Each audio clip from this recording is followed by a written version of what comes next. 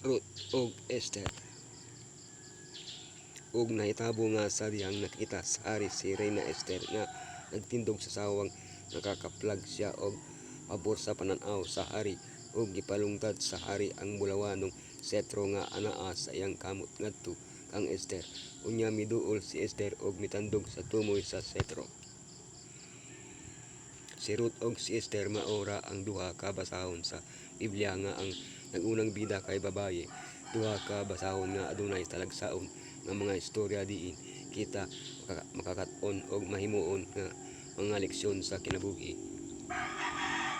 Gawas sa ilang kasaysayanon ug moral nga kahulugan, si Ruth ug si Esther adunay simbolikong kahulugan isip mga babaye ilang girepresentar ang matinud-anong iglesia sa Elohim. Nagatudlo kini kanato mahitungod sa plano sa katubusan ug sa katapusang yugto sa panagbanggi tali ni Misaya ug ni Satanas. Ruth og ang plano sa pagtubos, unsa ang nawala, ang manunubos, ang katubusan. Esther og katapusan sa panahon, ang panagbanggi, ang manong panahon. Ruth og ang plano sa pagtubos. Unsa ang nawala sa mga adlaw nga ang mga maghuhukom maoy nagdumala may usa ka gutom nga nahitabo sa yuta, usa ka lalaki gikan sa Bethlehem sa Huda uban sa iyang asawa ug duha ka anak nga lalaki mipuyo sa yutang Moab sulod sa pipila ka panahon. Nagpasabot ang istorya ni Ruth mahimong sabton isip usa ka sambingay nga sa plano sa katubusan. Si Elimelech ug ang iyang pamilya mibiya sa ilang balay tungod kay sa Bethlehem nga ang kahulugan balay sa walay pan ug sila miadto sa usa ka dapit diin ilang nasinati ang kamatayon. Tungod sa sala ang yuta nga gihatag sa Elohim ngadto sa tawo nahimong dapit diin naghari ang kamatayon. Sa Eden diin gibutang sa Elohim sila Adan ug Eva daghan ang pagkaon apan tungod sa sala ilang gibiyaan ang tanaman og nagkinahanglan og dakong paningkamot aron makapangita og pagkaon. Bisan karon sa usa ka kalibutan nga makapamugos og igog pagkaon para sa tanan, adunay gihapon mga tawo nga mamatay tungod sa kagutom apan moabot ang adlaw nga kini tanan matapos. Ang manunubos, nagaampo ako ng nga padayon kung magkaplagan ang imong pabor. Ginoo ko, ingon niya, imong gipahupay ang akong kabalaka pinaagi sa imong walumo nga mga pulong alang sa usa ka sa sulugoon sama kanako bisan pa mga ako dili ako ikatandi bisan sa usa sa imong mga sulugoon. Pagbalik ni Naomi og Ruth sa Bethlehem nangayo si Naomi nga tawgon siya nga Mara nga nagpasabot o kapait ang sala naghimo sa atong kinabuhi nga puno sa kapait nga gamay ra ang kalipay apan sama sana sinati ni Naomi. Wala kita kalimti sa Elohim nagpaabot siya nga punon kita og kalipay. Aron mabuhi si Naomi napugos kay idya ang ilang kabtangan sa Israel adunay paagi aron matabangan sa ingon nga kahimtang ang usa ka paryente mahimong mopalit umutubos sa yuta og magminyo sa balo aron mapadayon ang ngalan sa pamilya. Kini nga buhat gitawag og katubusan. Giplano sa Elohim nga magkita si Ruth og Boaz ang iyang manunubos sa paagi nga giyatiman siya ni Boaz. Makita nato ang tin-aw nga ehemplo kung giunsa kita giyatiman ni Yeshua.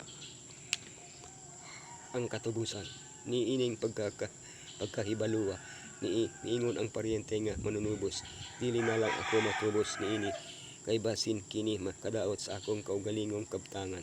Ikaw na lang ang motubos niini dili o kini mahimo.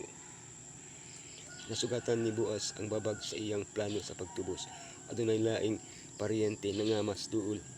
Kini nga sunod nga paryente naglarawan ni Satanas nga nagtuo nga siya adunay katungod sa kalibutan ug sa tawo.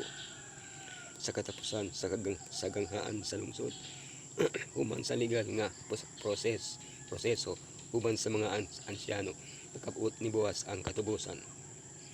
Sa sama nga paagi nagtigom ang Elohim sa mga ansyano na nagrepresentar sa mga dili nahulog ng mga nga mga kalibutan kauban sa mga anghel ug naghimos og usas kalawom nga investigasyon aron mapamatud-an nga si Yeshua takos motubos kanato kini gitawag nga paghukom sa wala pa ang ikaduhang pag-anhi. Sa unsang basihan makaput ang katubusan pinaagi sa dugo ni Yeshua nga gibubo niya aron kita buhian gikan sa gahom sa dautan ug aron mapakyas ang mga plano sa yawa. Mahitungod sa pagpakig-usa ni Mesaya sa iyang katawhan adunay mataho mga nga pananglitan sa mga balaod nga gihatag sa Israel kung ang usa ka Hebreo ahanon tungod sa kakahabos na pugos sa pagbaligya sa iyang iyutang panulundon ug sa iyang kaugalingon isip ulipon ang atungdanan sa pagtubos kanya ug sa iyang kaptangan nahulog ngadto sa labing duol nga paryente. Tan-awa ang Levitico 25:25 ay 47:49 Ruth 2:20 sa samang paagi ang buhat sa pagtubos kanato ug sa atong kaptangan nga nawala tungod sa sala nahulog ngadto kanya nga suod nga paryente nato aron mutubos kanato mahimong paryente nato si Mesaya. Mas duol pa kay sa amahan, inahan, igsuon, higala o hinigugma ang Ginoo nga mao ang atong manluluwas ayaw kahadlok. Ingon niya, kay gitubos ko ikaw, gitawag ko ikaw sa imong ngalan, imo ako, sikon nga ikaw gibilihon sa akong pananaw, ikaw akong gihimog halangdon kung gihugugmati ka usa ako mga hatag ug mga tawo alang kanimo og mga katawhan alang sa imong kinabuhi. Esther ug ang panahon sa katapusan. Ang panagbanggi ug ang mga sulat ipadala pinaagi sa mga sugo ngadto sa tanang lalawigan sa hari aron paglaglag, pagpatay ug pagwagtag sa tanang mga Hudyo, batan-on ug tigulang, mga bata ug mga babayi sa usa ka adlaw sa ika napulog tulo ka adlaw sa ikaduhang napulo sa kabulan nga mao ang bulan sa Adar ug aron pagkuha sa ilang mga kabtangan isip mga samsam. Atong tan-awon ang basahon ni Esther ingon mga simbolo sa katapusang panahon. Si Satanas nga gitangko uban ni Haman magpagula sa mando sa kamatayon alang sa bisan kansa nga dili muluhod kanya. Ang salin nga iglesia nga gilangkuban ni Esther milihok sa hustong panahon. Sa katapusan ang iglesia giluwas ug si Satanas uban sa iyang mga sumusunod gipapas. Gihatagan si Haman og gahom sa gingharian sa Persya ug ang tanang tawo misimba kanya. Kawas lang sa Hudyo nga si Mordecai sa dihang makahibalo siya niini. Nagdesisyon siya nga patyon ang tanang mga Hudyo. Sa katapusan ang iglesia giluwas og si Satanas ug ang iyang mga sumusunod gipapas.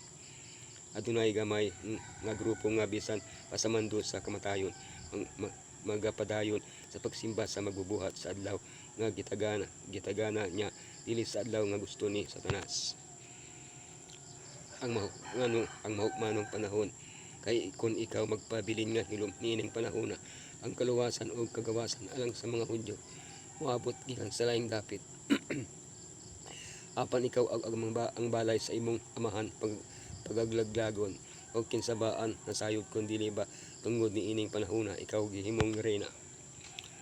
Si Esther usa ka babaye nga gibutang sa Elohim sa hustong dapit og panahon bisan pa siya iyang kahadlok iyang gituman ang iyang misyon bisan pa og kini magkinahanglan sa iyang kinabuhi. Human natapos ang pagpanamastamas sa iglesia 1798 gipatuyok ni Satanas ang iyang atake sa matunod-anong iglesia nga misugod paglitaw. Pinadayag 12:17 tan-awa ang pinadayag. Ang mga salin nga iglesia ang Iglesia Adventista bisan pa sa iyang kapakyasan gitawag sa Elohim nga magatuman sa iyang misyon sa usa ka desisibo nga panahon nga magapabiling matinud-anon sa mga sugo sa Elohim bisan pa nga ang kalibutan misakalikway niini. Sa katapusan ang mga Hudyo giluwas og misaulog og dako nga pista ang Purim. Ang atong Purim usa ka walay katapusang pista pili lang sulod sa duha ka adlaw apang hangtod sa kahangturan. Ang kasaysayan nagabalik-balik ang maalamon nga una nga nagplano batok sa mga matinut-anon sa miaging mga panahon mao gihapon ang naglihok karon aron makontrolar ang mga nahulog nga mga iglesia aron pinagi kanila iyang mapasanggilan na og mapatay ang tanang dili musimba sa idulong adlaw nga igsabado. Dili kita nakig-away botok sa mga tawong unodnog sama sa atong makita kay ang atong pagkigbatok dili batok sa ulot og tugo kundi batok sa mga pangulo, batok sa mga kagamhanan, batok sa mga magmamando sa kangitngit nining kalibutan, batok sa mga daotang espiritu nga anaa sa kay hitasan. Apan kon ang katawhan sa Elohim mosalig kanya ang magasalig pinaagi sa pagtuo sa iyang gahom ang mga plano ni Satanas mapakyas sa atong panahon sama sa klaro nga kapakyasan sa panahon ni Mordecai.